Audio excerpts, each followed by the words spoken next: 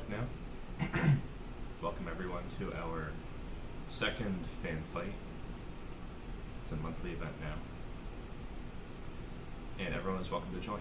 Right now we have 9 players. Unfortunately, some of our regular players are not able to join because they have a real tournament, which is a good problem, of course. It's certainly better to play over the board, so I wish the best of luck to our viewers who are playing over the board. I should have asked what event they're playing. This is our lineup right now. Please forgive my rather lame layouts because I'm preparing to see the games that start in a minute and 30 seconds. So, Kartikaya, I feel like that's someone that I know by a different name. But hello, welcome. A lot of people borrow someone's account, get on YouTube, so it's hard for me to keep track of who's who. All right. Hopefully all of our players are ready. Pardon me. Invariably, there's always a couple people who, I don't know, sleep in, don't set an alarm, completely forget about chess until it's time for their weekly class or something. So there's always a couple people who kind of drop the ball. But hopefully that will not be an issue today.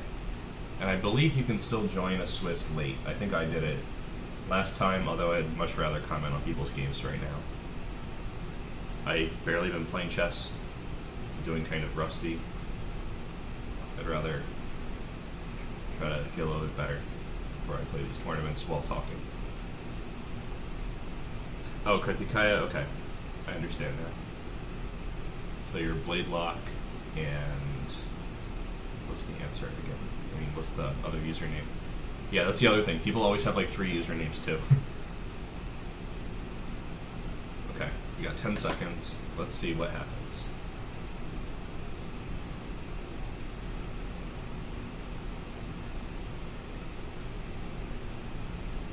And they're off. So our first game that we'll take a look at, I guess, is this one. Let's see, did it transition properly? Yes. I don't know why it's showing spectator room here. 1 second. Let me see if I can't make this better.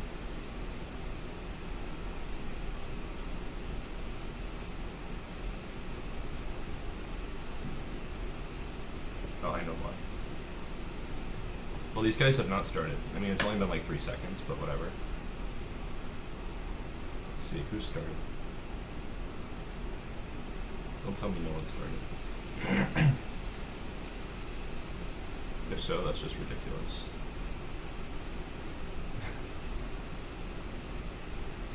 Let me see if I can ping some of these people.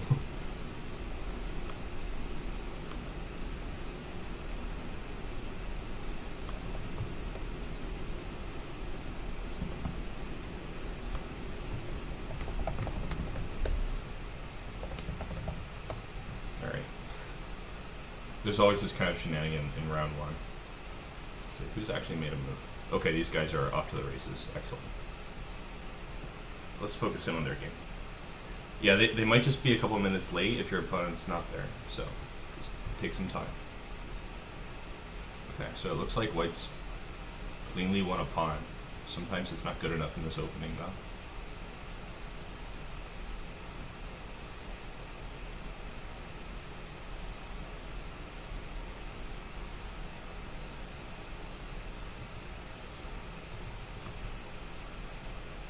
Let me see if I can get the clock into view. I'm going to do a little bit of quick editing.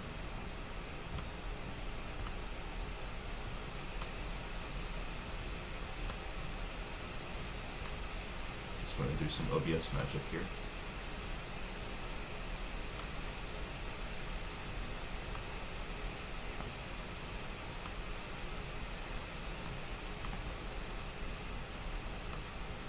Oops, did not mean to do that. Make some tiny adjustments here.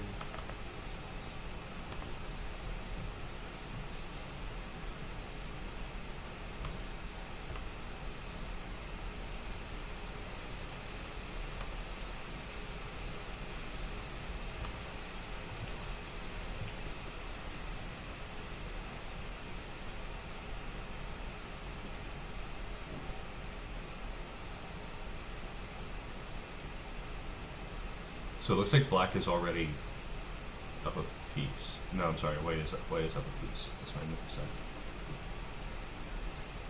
So black really has to finish their development if they're going to get anything going here. Let's see. Is there anybody else playing right now?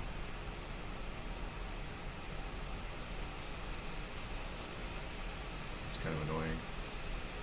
So Diaz made a move, Vidush's made a move, but... Or, sorry. We're waiting on Vidush. So I guess we'll just follow this one, and in the next round we'll have a few players who are paying attention.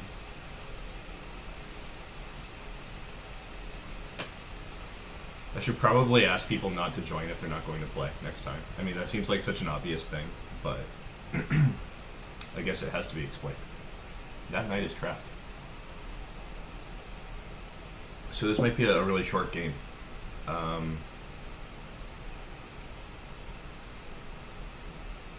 Yeah, white doesn't have any problems so far in this game. I wonder why Kushagrab has not started playing a tournament, because Vedant and Kushagrab live together, and I thought they always played the same events. Hope he's not missing a game.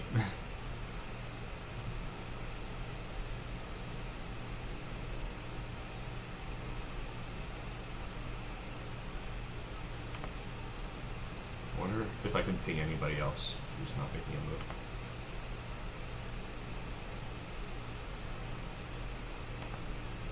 Let's see.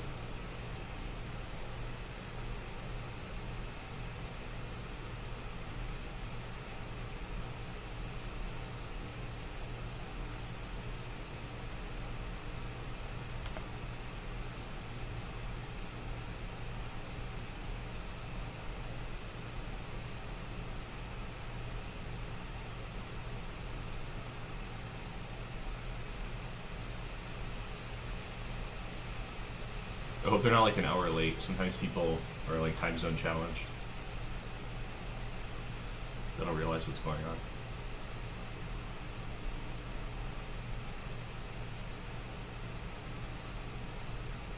Let's see, upper rook. So black's only hope now is probably like stalemate. So losing that a pawn could be something.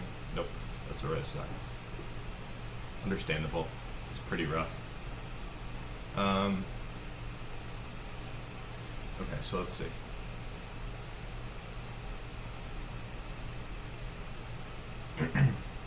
I might even like join in if there's not an odd number or something.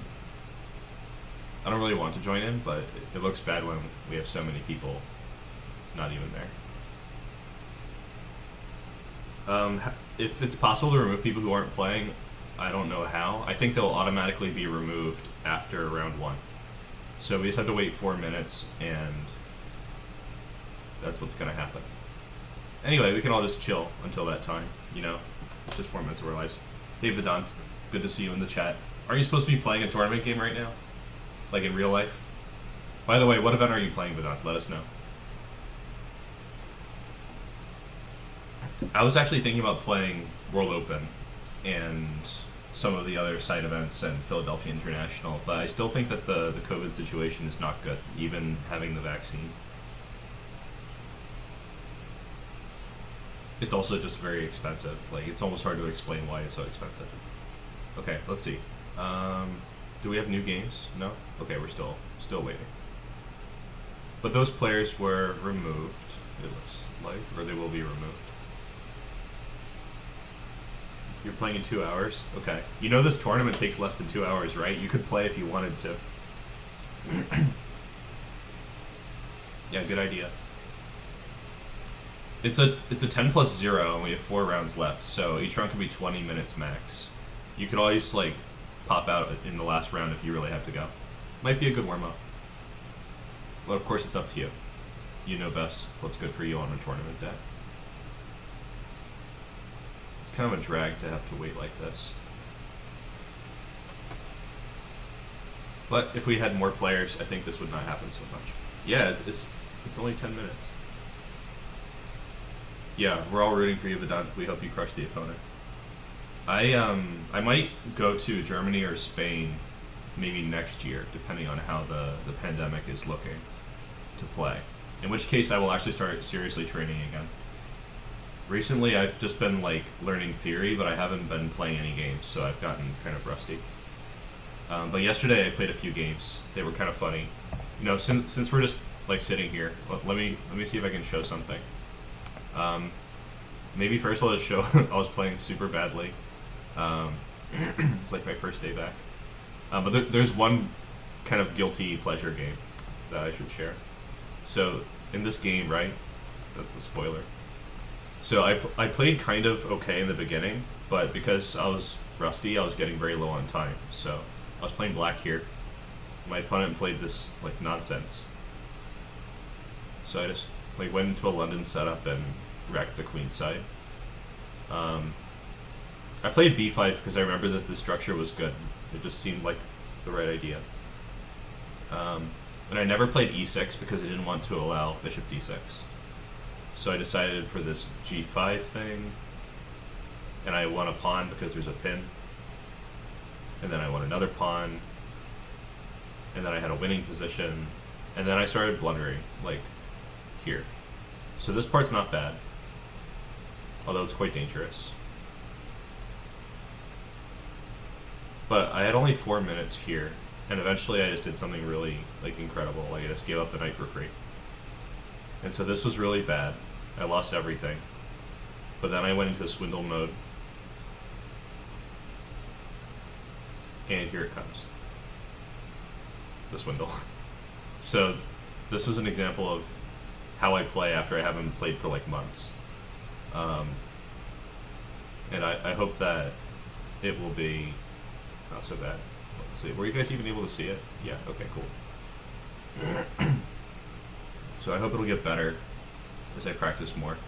And if I have a tournament on the horizon, I'll definitely like kick it up a notch. Okay, we have only 28 seconds before we can play some real games here.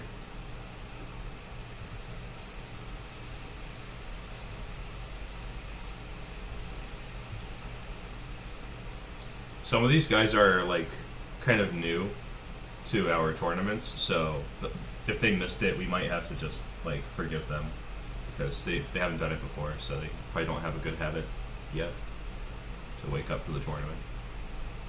Okay, Vedanta's in with half a point. Nice. And so it's Dia against Sakith. Is Sakith really here? Hold on. Where'd the game go?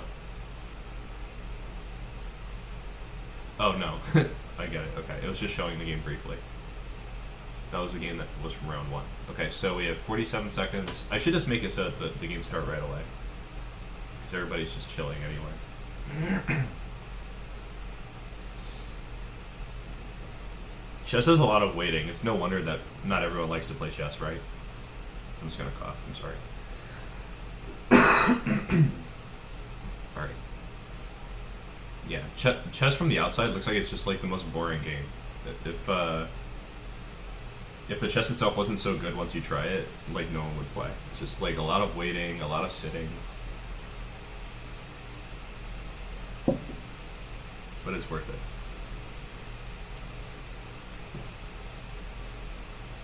Alright, 4, 3, 2, 2.5, 1, 0, half. Alright, and they're off. This is Zippy against Dia. Let's see what happens. And what else do we have here? Zippy against Dia. Kushagra against StarCraft. So we might need to get StarCraft in here. I don't remember their username. Might have to ping them. Vedanta's playing what looks like Queen's Indian.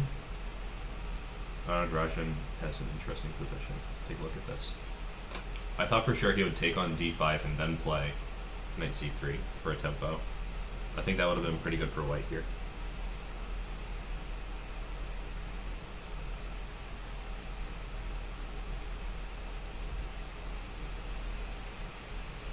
You're in the right place to talk about being anxious.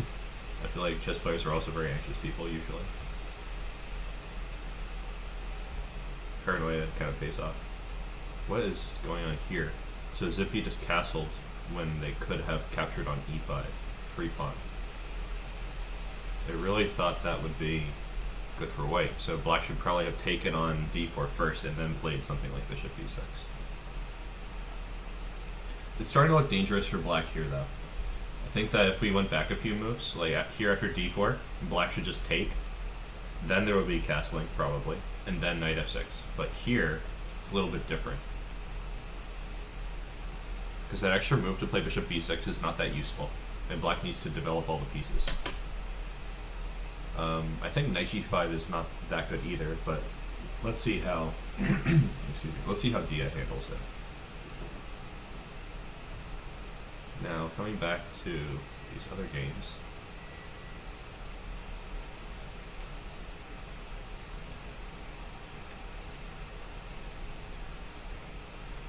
So here we have a couple pieces hanging, and now it's exactly a couple pieces, and they're both white.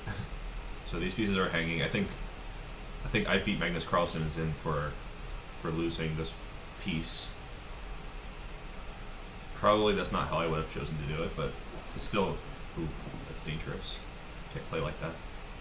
It's two pieces when at least they could have gotten like 2 pawns for a piece or something. Sort of a tragic turn of events. We don't have to always capture back. It's not necessary. Okay, so it looks like Dia is losing a rook. This was also not necessary. I think that here the move was knight h6. This is pretty typical. If there's a knight on g5, knight on h6 is not so bad. When they move the knight, you can move your knight. You know, you can put it somewhere else again after that. So I think this was an avoidable disaster, and this is just kind of making it worse. Because they didn't castle the king, right? It's really important to get your king safe early in the game, and now here it is. And it's very, very dangerous. Dia's played too fast. I think that is fully in Dia's capability to avoid that kind of problem. Okay, now let's take a look at Vedant's game. We've not really seen it, so let's go from the beginning quickly. So we got a Queen's Indian here. Early c5 break. I think white should play d5 before black can play d5. So probably e3 was a missed opportunity. Let's see. Takes. Yeah. Okay. This is kind of interesting. It's like becoming a little bit London-y, but with a lot more chaos and spice added. I don't know if I would have played rook h2. I think maybe it's more active to put it on h4.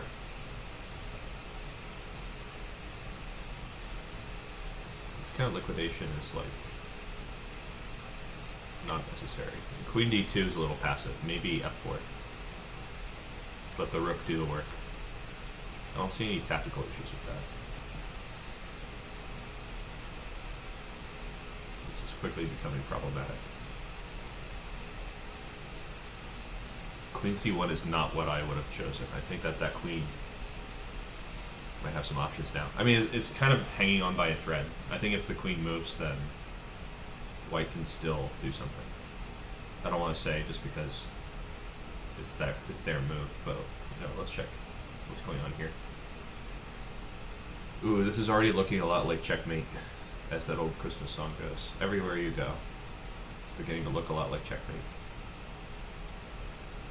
Knight takes f2 is probably like a last-ditch effort, tiny trick, but probably won't work.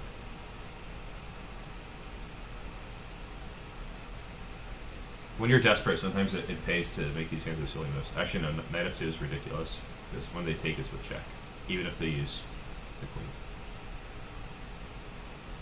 So that's not quite working out. A lot of tactical errors there.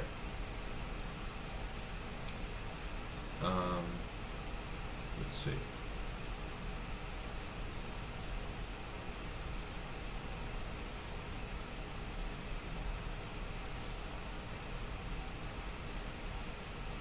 So Anand Rajan seems to have a very good position. He's probably just deliberating the best way to proceed. I mean, of course he is, but I mean, like, how to proceed with a checkmating attack is what I meant to say. Yeah, this move looks very strong. I think it's basically over, yeah. Okay, so, sort of an efficient win there. That was good.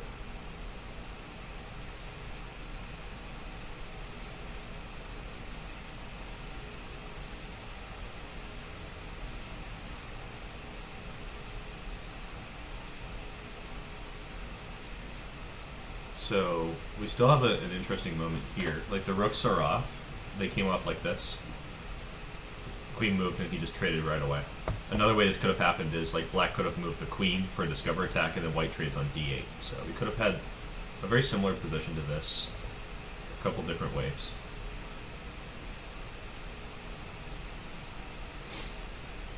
Now there's only 2 legal moves here. Let's see what Bladelock has in mind.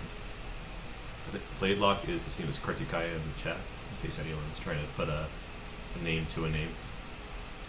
We can't really put names to faces in this like Zoom era and with streaming and everything. We have to put names to names. No faces. Alright, so Queen D3. He's decided he likes the rook endgame, perhaps.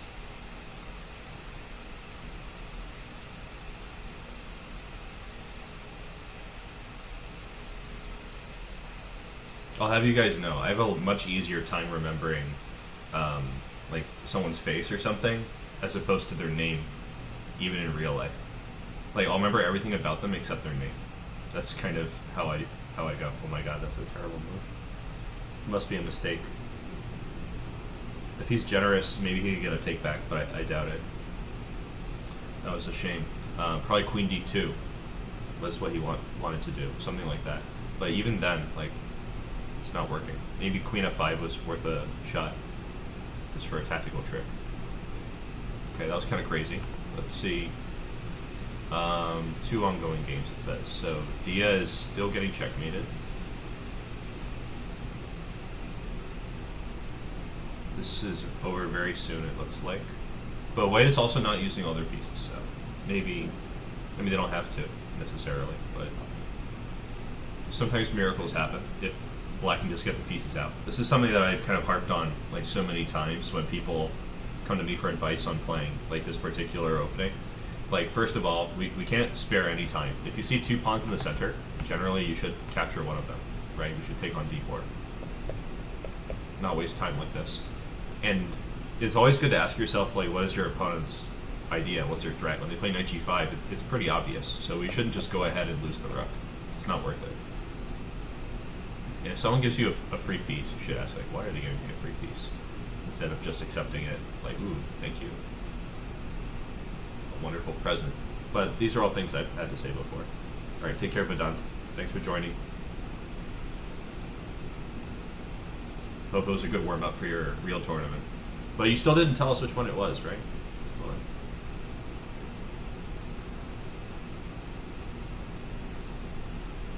on. Satej, hello. Welcome to the chat. So Zippy's deliberating how to hunt this king, I think.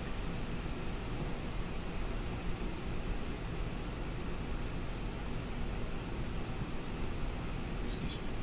I thought knight a3 might be a good move. Even here, it makes a lot of sense. Just like, let's use some pieces. There we go.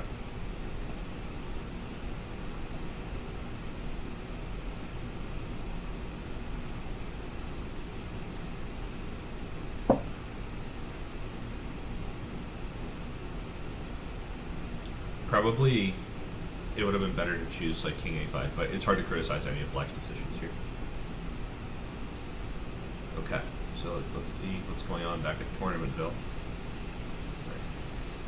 Who's still playing? Oh, we're just waiting 20 seconds for StarCraft to lose on time.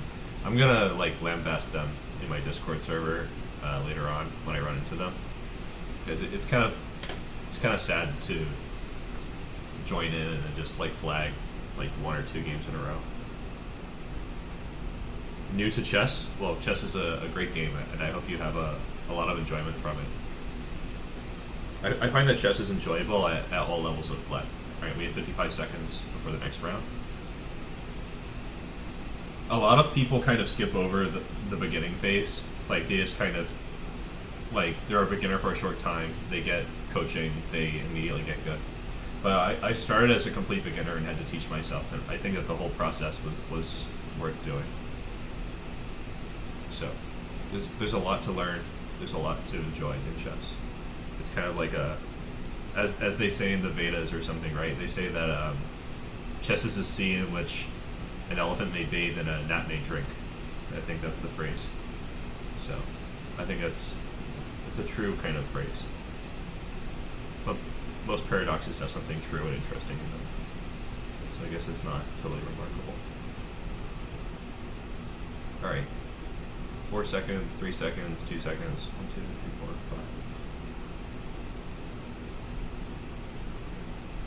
5. Alright, so we have Kushagra B against Zippy. And Dia against Bladelock. So that's our... Oh wait, and also... Yeah, that's the whole story. So let's take a look at one of these games.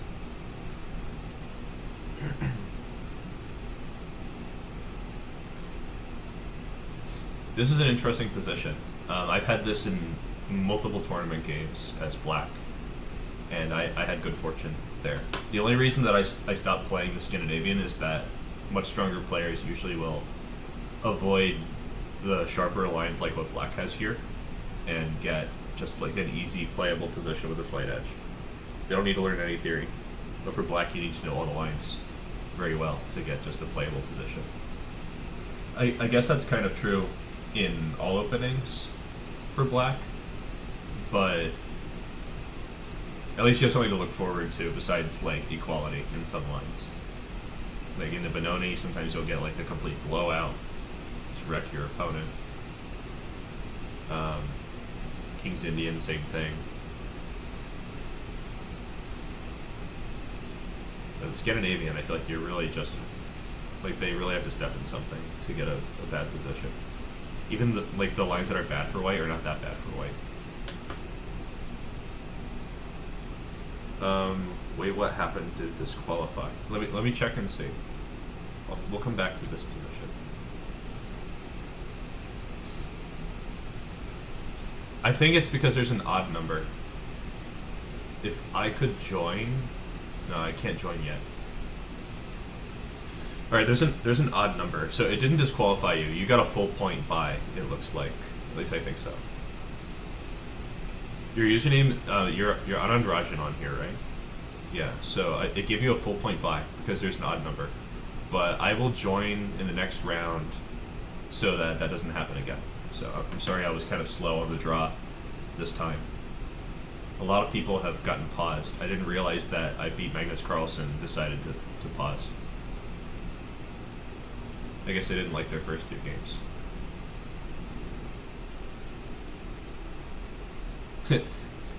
Some people have had even more undeserved points than this, believe it or not.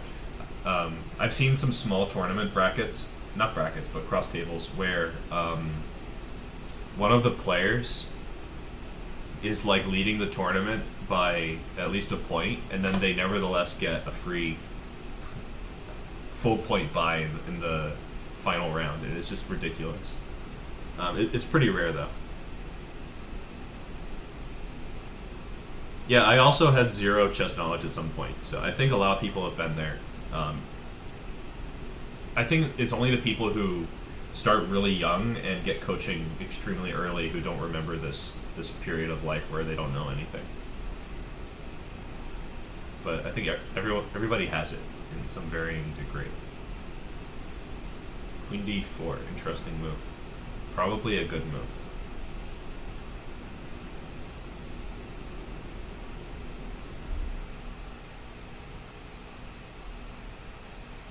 It seems like black lost the thread in the last couple of moves. Let's just take a look at how that happened. Probably queen h5 was better, not queen d7. That's what allowed all this, like, initiative grabbing from white.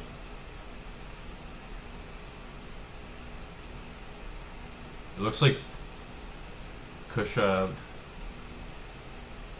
has donated to Lichess. I don't know if that's recent or not, but I think it's a nice thing to do.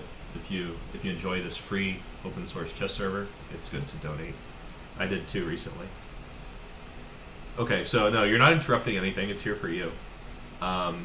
So this is just a tournament for people who are part of my Discord server, or just anyone who wants to play, really.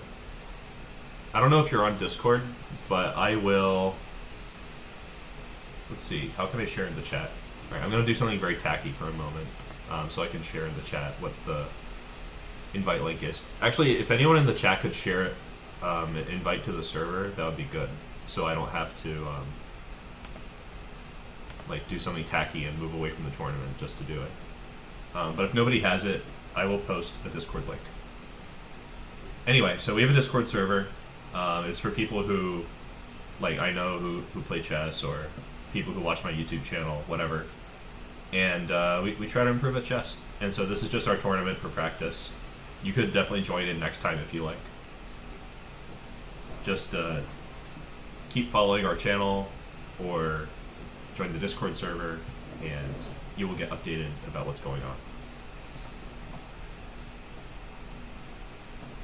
Honest Bishop, your story sounds like something that could happen to me as an adult. Go to a chess club, cry. Just kidding. I mean, maybe, but at least I feel that way now. It's been a while since I actually played. Chatters can't post links. Okay, thanks for the alert. I should maybe change that. Come on. There we go.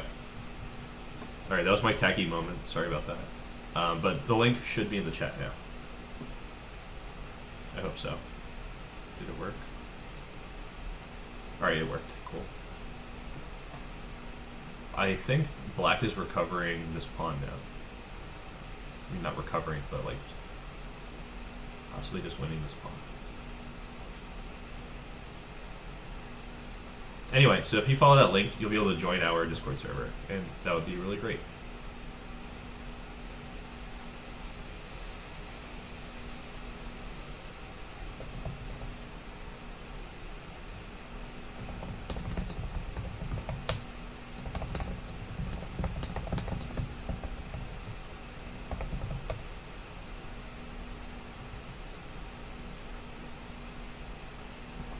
Wow, I find it unusual that white played knight e4 here.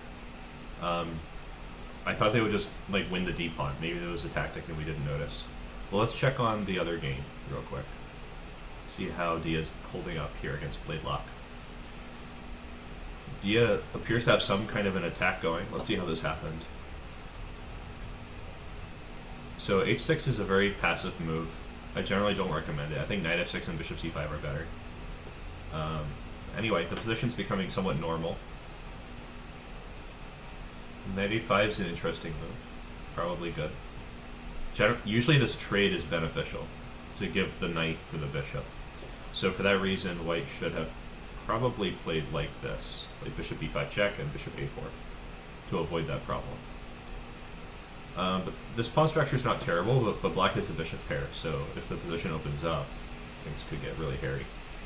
Now, dropping this pawn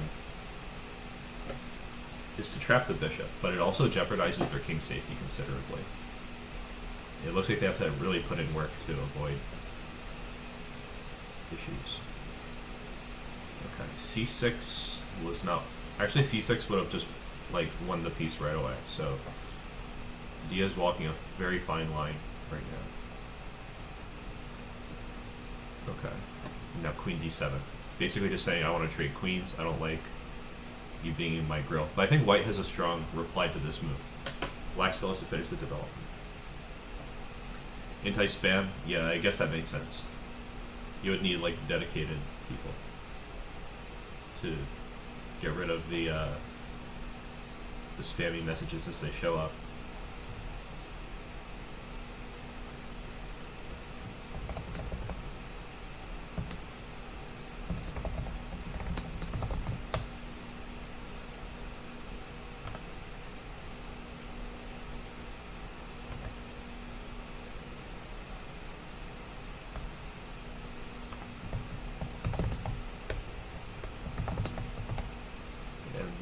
Sefej to the server.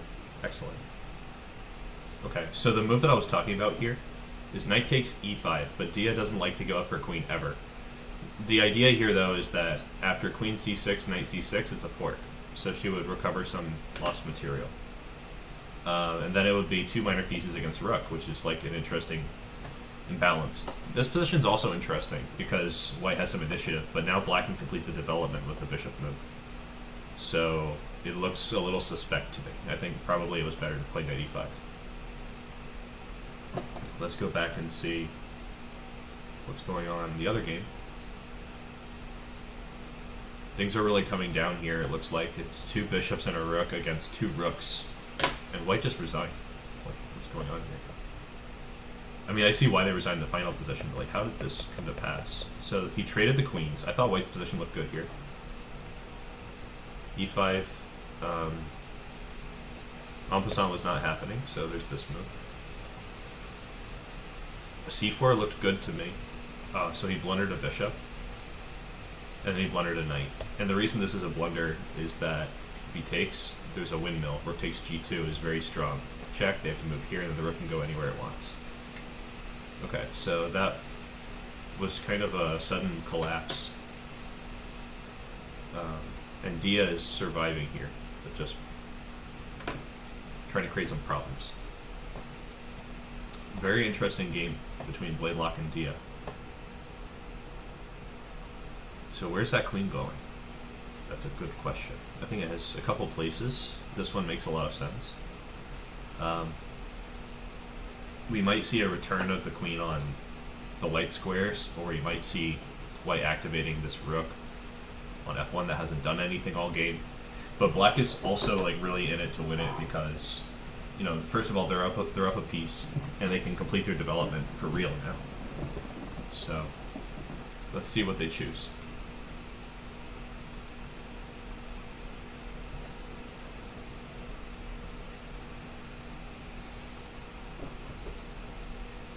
And to make things even, I might join. 1, 2, 3, 4, 4. 1, 2, 3, 4. Why was it not even this round? Dia, Bladelock, unzippy. Actually, it's an even number. Why did anyone get a buy?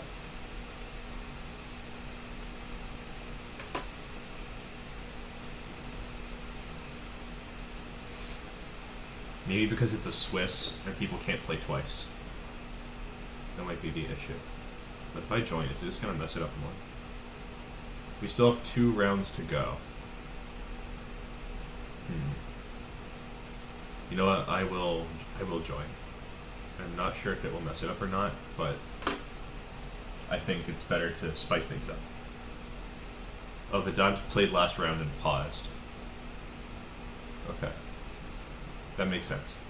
So we'll go like 1 more round or something and see if we get enough games. 2 games is fine.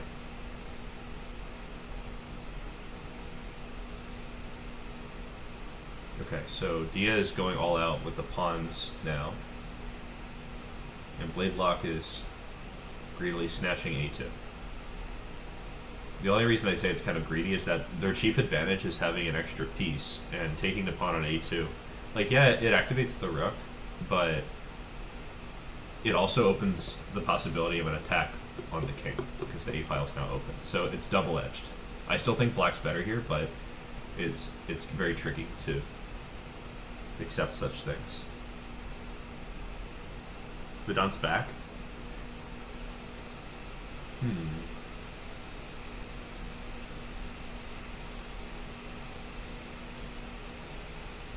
I guess breakfast is over. Wherever Vedant is. Vedant, you never told us what tournament you're playing in real life.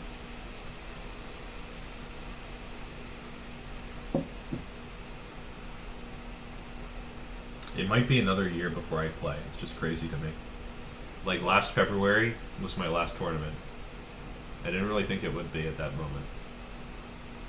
At least not like with this kind of big pause.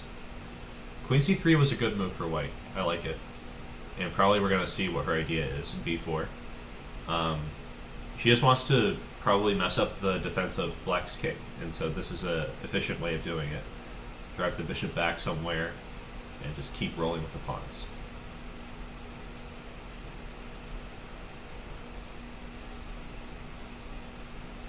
She's significantly down on time, so I'm not sure if she'll be able to like precisely finish it off, but that's okay. We'll see what happens.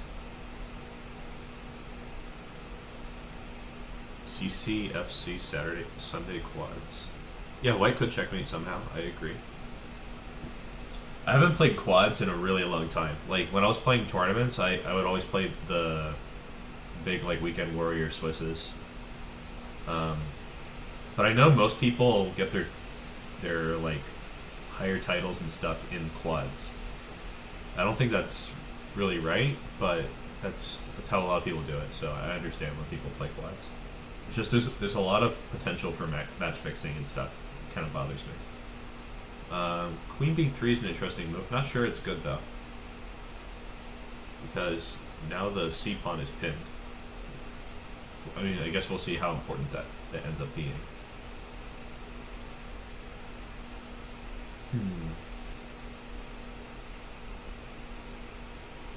Okay, finally activating the rooks. That makes sense.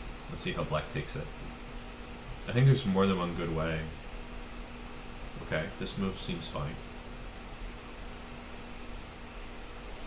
Although it has a downside, I think.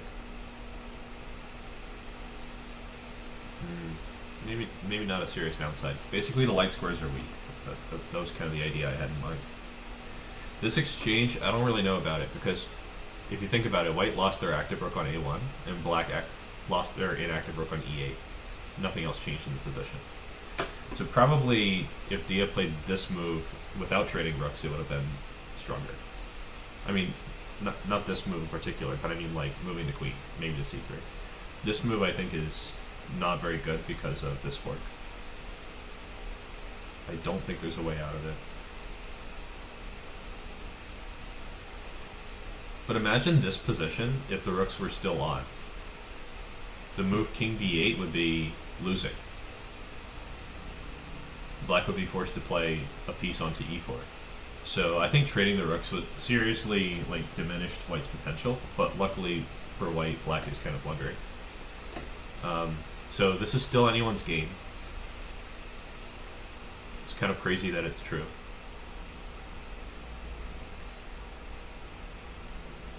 I have an idea of how the game's going to go. Probably black's king is going to get chased to the king side where it's safe. And then, you know, Dia still has to make a lot of moves. But she knows the idea of the kill zone, so let's see if she can make it happen in 19 seconds. Meanwhile, Laidlock just has to consolidate, like just stay in the position. In fact, there's a devious trap here for black. Basically, you know, Dia has to make a move very fast. Black has a tactical idea. If Dia doesn't realize, it could be very problematic. So let's see. I would bet like a nickel that she plays rook a7, yeah, and then there's the checkmate. So that's the trap that we were mentioning. Alright, interesting. Okay, next round is starting in 54 seconds. I don't have a join button anymore. I think I had to join the early rounds. I will remember that for the future. Yeah, that was kind of like the back rank whisperer speaking, right? That trap was destined to be. That's a learning moment. Hopefully everyone takes it like that. Okay, so we have 25 seconds until the next round.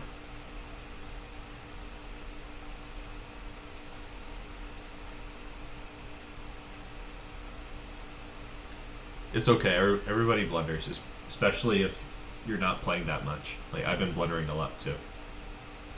Some of my games from like yesterday and the day before are just awful. Like, it's hard to look at them.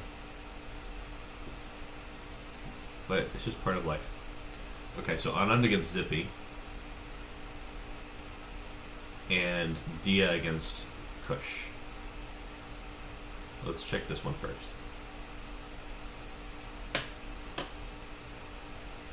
3 times in 5 games. I think I would blunder 15 times in 1 game. I make so many blunders now. This is interesting. So the bishop b5 line is kind of avoiding the open Sicilian. And it has its own like special theory compared to the open Sicilian. And it's not quite the same as the knight c3 close Sicilian, because the move knight f3 prevents f4, at least short term.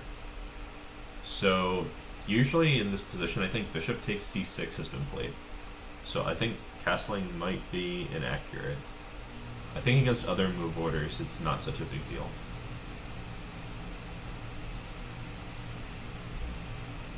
d5 also looks inaccurate to me. My quarrel is that the e file is coming open. It looks pretty dangerous. We might see white playing this like an open Sicilian. Yeah, with d4. So this is interesting. Let's go see the other game. There's also a pin here. This is sort of a more mainstay opening line, though, except for white playing a3 and blundering pieces. So Kush has won a pawn and has a better structure. I think that black is better here, like, substantially. But it's too early to say for sure what will happen. Against this opening, I think it's good to take on c6 early. And sometimes bishop d3 is better than knight c3. Just a couple little observations.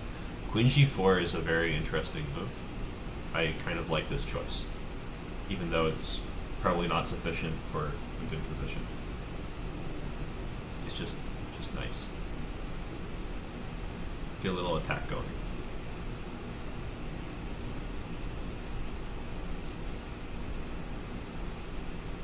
Let's see how Dia takes it.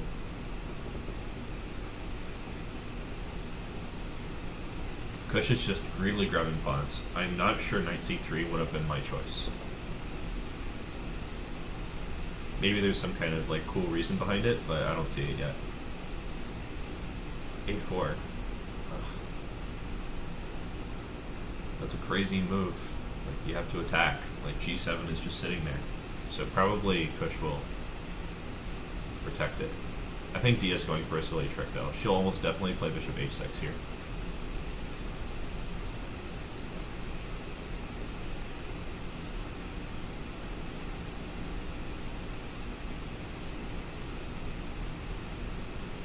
I just feel it. Yeah, there it is. And there's an easy refutation.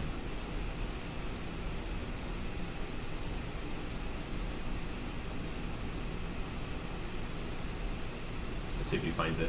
If Dia wins this game, I'm going to scream. I mean, not really, because I never scream, but that'd be really cool and funny. Alright, so Bladelock has to sit out, it looks like.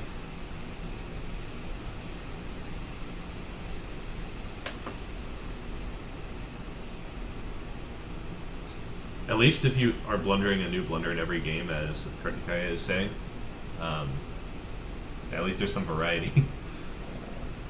Okay, so somehow black has gotten kind of like playable position. I wonder how white is losing the thread here. So they played c4. That's kind of just like silly. I think knight takes d7. Maybe it should have been bishop takes c6 here. I can see that being hard to play. Also, there could have been like queen h5 or queen f3. Those both look kind of reasonable. Maybe even some kind of knight f7 nonsense.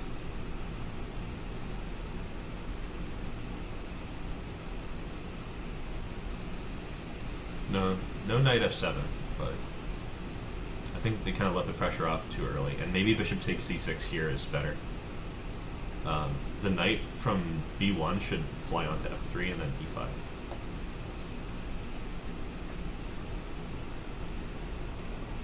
At least that's my strong opinion. White still has things to go for, but black really has a lot of space on the queen side for no reason. Alright, let's go back and see how that checkmate threat panned out for Dia. Well, they're still playing. Oh wait, no they're not. What happened? We lost it. Where'd it go? Dia's last game. Alright, looks like Dia lost right away.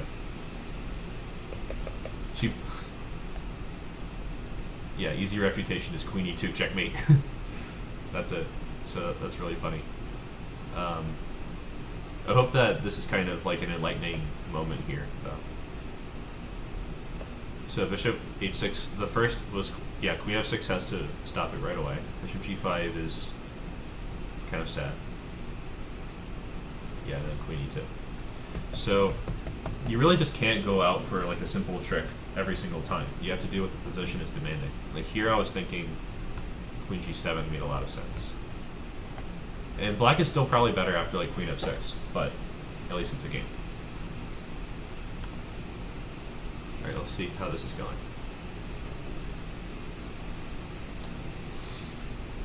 So the queen's out on g4, but why? I don't see why it's going there. There's just no benefit. In fact, this sort of opens up ideas for white. Queen's going far afield. I think knight e5 might be good. I don't know. It might be something different here too. If I was white, I just want to like get on the light squares as quickly as possible. That's where white's strength is because of the bishop on c2.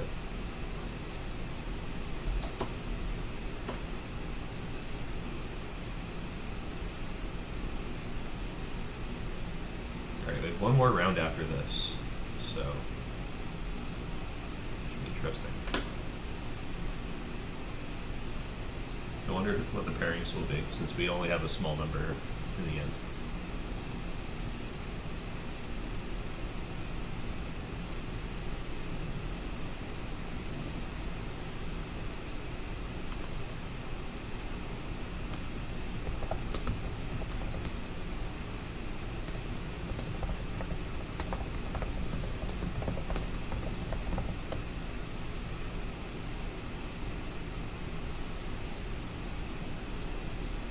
So knight e5's played, and probably the knight shouldn't be tolerated there, so this makes sense. Now it's possible to pressure the d5 pawn. And of course this is under pressure. But this could lead to like just too much simplification because the bishop, the dark square bishop will get traded. I still think this favors white slightly, it's just that I think there might not be enough to try to win the game. I don't think bishop g3 is that reasonable. The pawn, I mean the bishop doesn't look very good, it looks like a pawn. We might see like bishop c5 and black is getting some counterplay there. But still, this extra space turns out to be pretty useful. Like, these pawns are all exactly thwarting the bishop and the queen. That's kind of good for black. But long term, I think d5 will get weak. That's part of why I think this bishop e7 move is not so bad. I mean, the e-pawn's weak too, but I think white can simultaneously attack d5 and defend e5.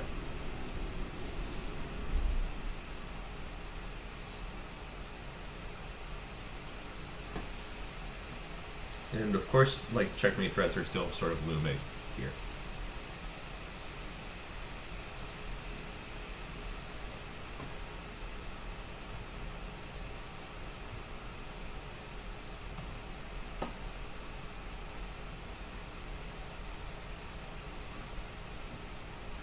Queen d4 looks very reasonable. Maybe swing the rook over.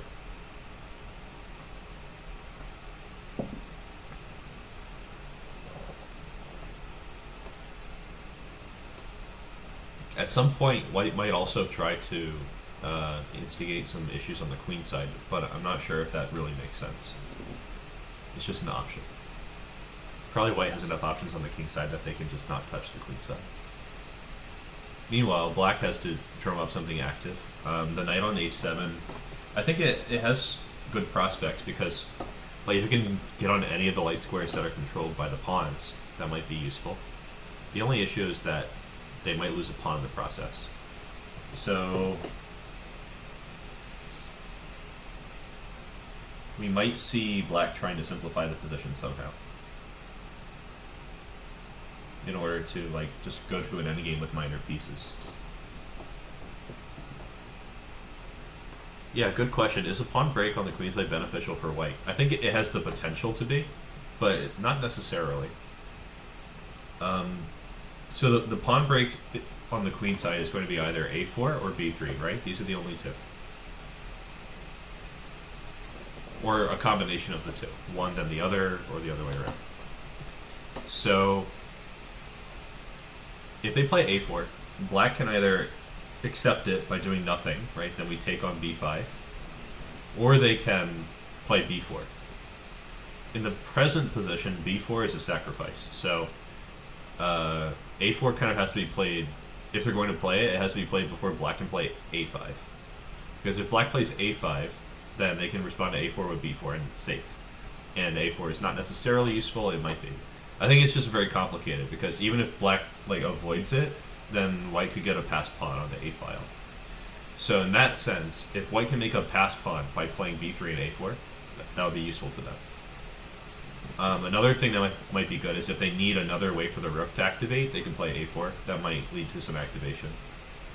b3 is also guaranteed to open a file, but black has an option of which file to open. It's very, very double-edged. I don't think it's clearly better for white to play on the queen side.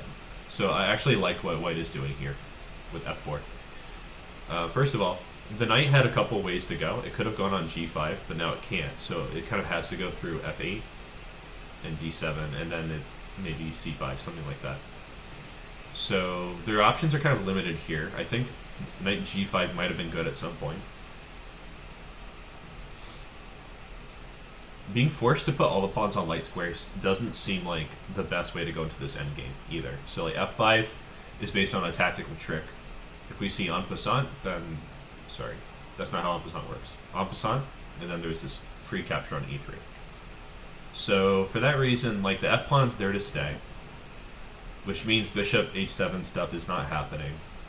But this pawn's also a long-term target. Like all these pawns, I see them as kind of targets. That's actually another reason that a4 might be useful. Like, if all the heavy pieces are off, a4 might be a way of activating the light square bishop. Not necessarily, because, again, like, black doesn't necessarily have to respond to the move a4.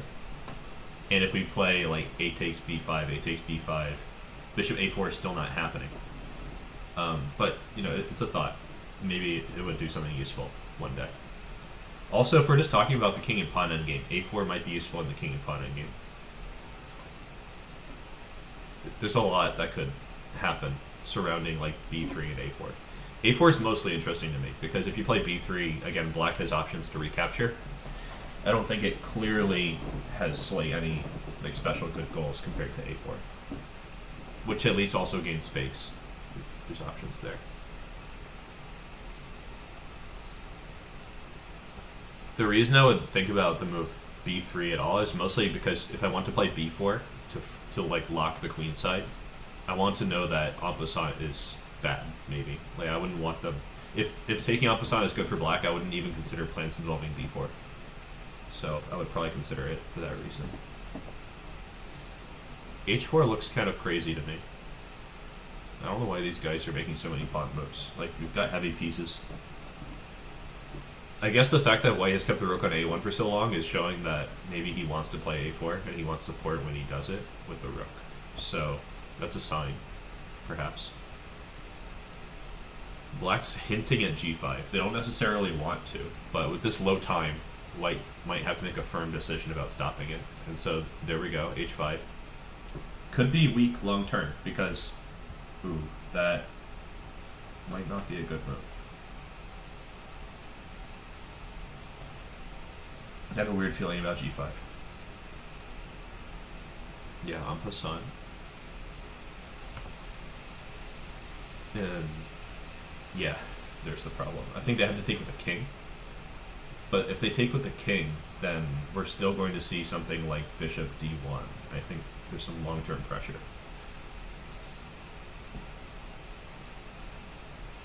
Alright, let's see how white handles this. Queen e6 was not my favorite. I think rook d1 was better. But I suppose he's in a rush to get the queens off. Now, black's reply is forced. I wonder why he's hesitating. Yeah, king e6 to protect f5. No, I think black's reply is forced here as well. And it was not that move. Here, I think white is like just crushing with one move. Yeah, rook d6. It's attacking every pawn on the board. Like a6 and h6 and f5 is hanging too. Black's pieces are not playing. This is very, very bad.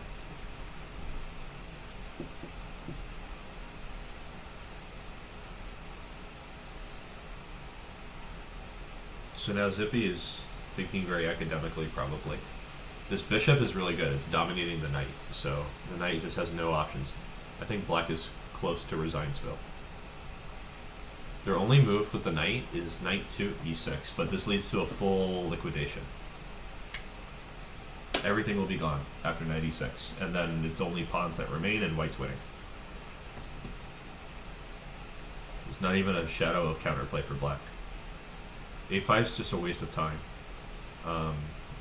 But, I mean, what else can they do? I guess you have to just hang in at some point. And that's what black is doing. I'm not sure I would have tried to activate the king here, because black's not even doing anything, so what's the risk? I don't think I would have captured on b4 either. Like, now they could actually create a pass pawn. I mean, luckily, it's not happening, but it's just not the best technique. It's just white's position's like really dominating here. Rook c4, rook b4, all that. And the knight's still dominated. That's kind of key, in my opinion. If that knight was not dominated, probably black would be getting some counterplay here. Like, imagine if they had knight d5 in play. That might be kind of useful.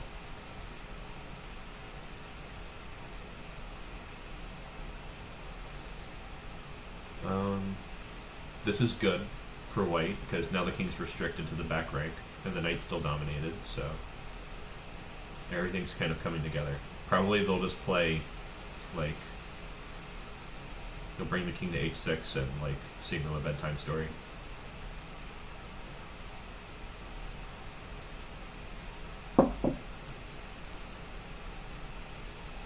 Ooh, I think that's probably not good. Yeah. Alright, that's it.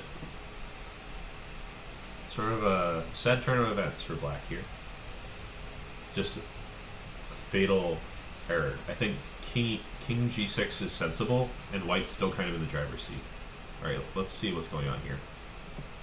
Let's see, 1, 2, 3. 1, 2, 3. Someone's gonna have to buy again. Why do we keep having people like on pause with the buy? It's too bad I can't jump in to like prevent it from being a buy. I should have maybe like played round 1 or something just to have that as an option in the future. Yeah, oof indeed. Not crushed, it was like a real fight. It was an interesting game for sure. Alright. Now what will the pairings be in this final round? Bladelock and Zippy. I guess that makes sense. I think they've already played though. I forget. I have a hard time remembering. Oh, we actually do have all 4 players. That's good. So Dia and Anand are playing as well. So let's see what's going on here.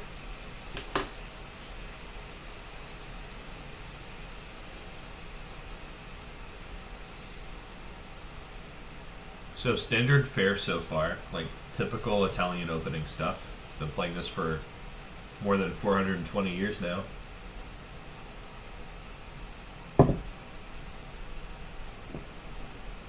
I think we should all celebrate the 420th anniversary of the Italian opening. I think that would be a great way to spend our time. Okay, so black is playing all normal good stuff. So is white. And this is a critical juncture for white. They have to choose what to do with the d-pawn. Like, is it going to go on d3 or is it going to go on d4? So let's see what Anand is up to. Maybe reviewing some theory in their head. I don't know. Taking a moment here. It's good to slow down when you're unfamiliar too. So, could be that they haven't prepared deeply. Alright, so we got something Frenchy looking. This is Tarrasch, I think is what it's called. And there's a piece of like Soviet chess wisdom. They say that if you have 4 pawns like this, you should take one of them. It doesn't matter what color you are or what, you should just take. It's not strictly necessary, but it's just kind of like an easy rule of thumb, like what you would do in Bullet. You know, you see the 4 pawns, you take one of them. This move, bishop d6, is very slow. Like, I don't see why we shouldn't castle. I just didn't see a reason to be so slow. And now the h-file is open for white. Castling could become dangerous. I feel like we're like out of prep here. These guys are just playing like random moves, random opening moves. Knight d5 gives me like weird feelings. If black was castled here, maybe. Even then, like, castling does not look safe here. I don't know about knight d5 either, or bishop b3. I thought d3 made sense. And, like, what about knight e4? Just maybe that would be cool.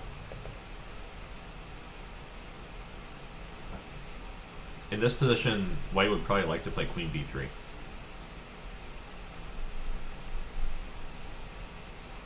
Are we gonna see like a bloodless draw here or something?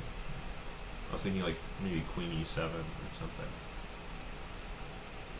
Queen e7 had the idea that if bishop d5 is queen e2, king e2, knight takes d4 because of the pin. But now there's no pin because bishop e6. Just another retreat. Repeated bishop moves from black in the opening.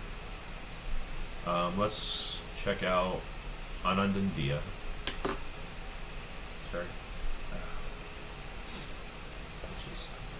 Okay, so the opening moves went like this. So he chose d4. Dia's again not taking on d4. That's something that we mentioned in another one of her games. And I think white's just like kind of crushing here. Castling, no. I think I would choose at least bishop takes f2 here to try to get compensation. Ruin the castling. h6 is very passive. Oh, and it's already checkmate. So that basically they just missed this one move threat. That's a shame. But still, learning experience. You have to ask, what is your opponent up to? That's kind of the theme all the time.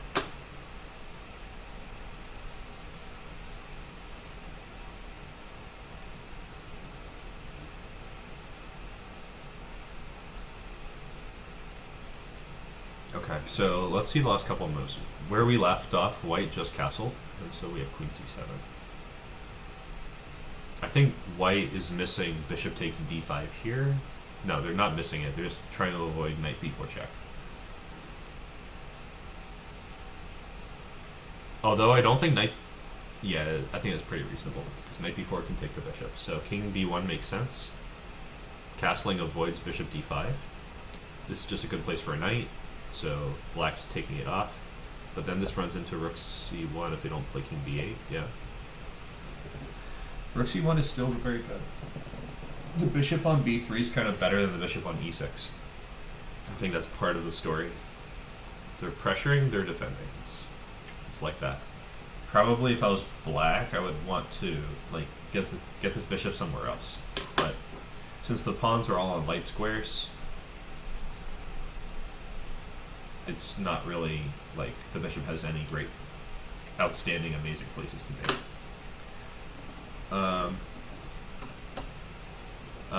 The Danpo's only in for like one game, so I do not think they played. I forget.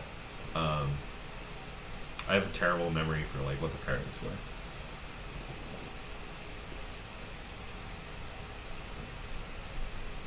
So queen d7. I'm getting a lot of deja vu from this like open file, queens going on d7. We had another game like this, right? I think even maybe with Laidlock as well.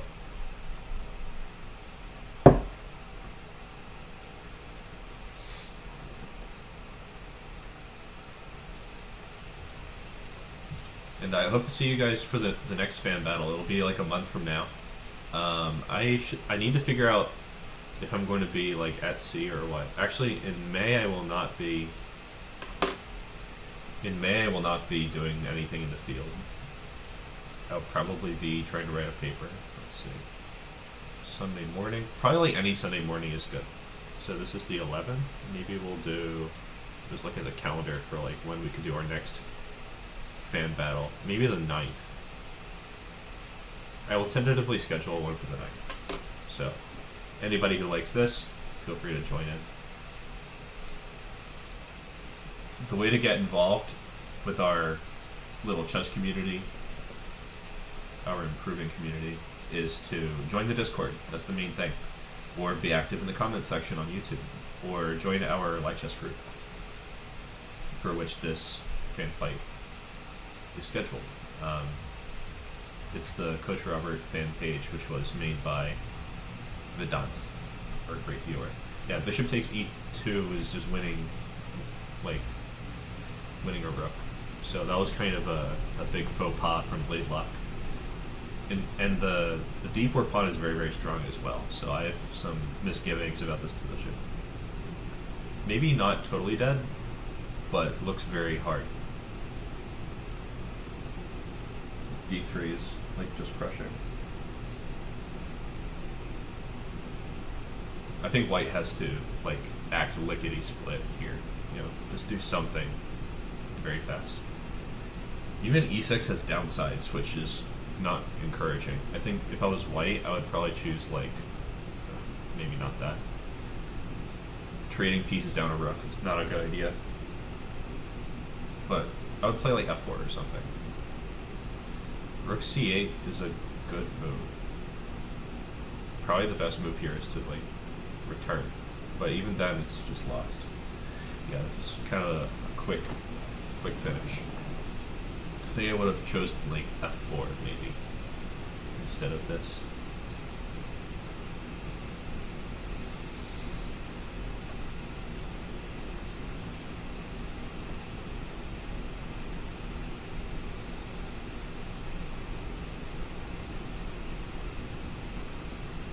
Now rook d1 is threatened. It's over. Rook d1. It's a shame. But that's the way the cookie crumbles, as they say. Alright. Interesting. Let's go back to this. Okay, so Zippy took first. Great job. Second and third is basically a tie with Anand and Kush. So, very interesting.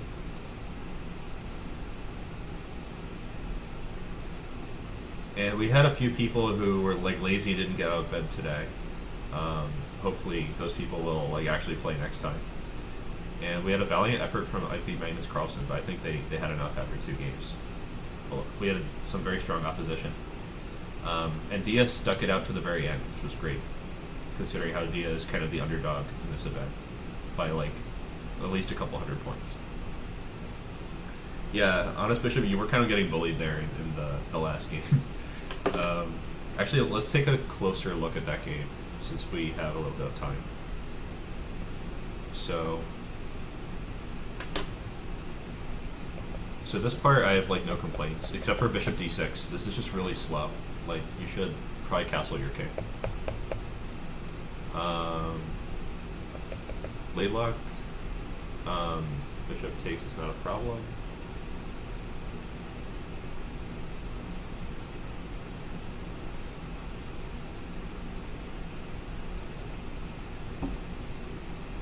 Here, I thought queen e7 was kind of interesting. Can I open an analysis board? What's a guy have to do to get a... Anyway. It's not letting me play variations on the board. But my idea was queen e2, queen e7, and then I thought this was kind of interesting. Worth a shot. Might be kind of tricky though, because you have to play I don't know what you have to play here. I was thinking knight f3 initially, but there's this pressure on b7. So maybe this.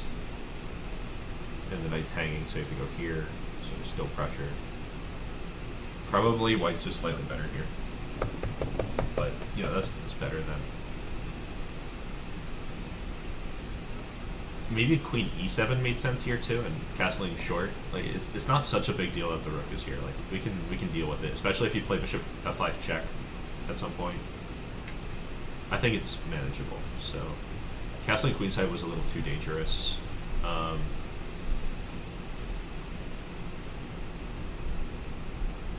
Let's see here.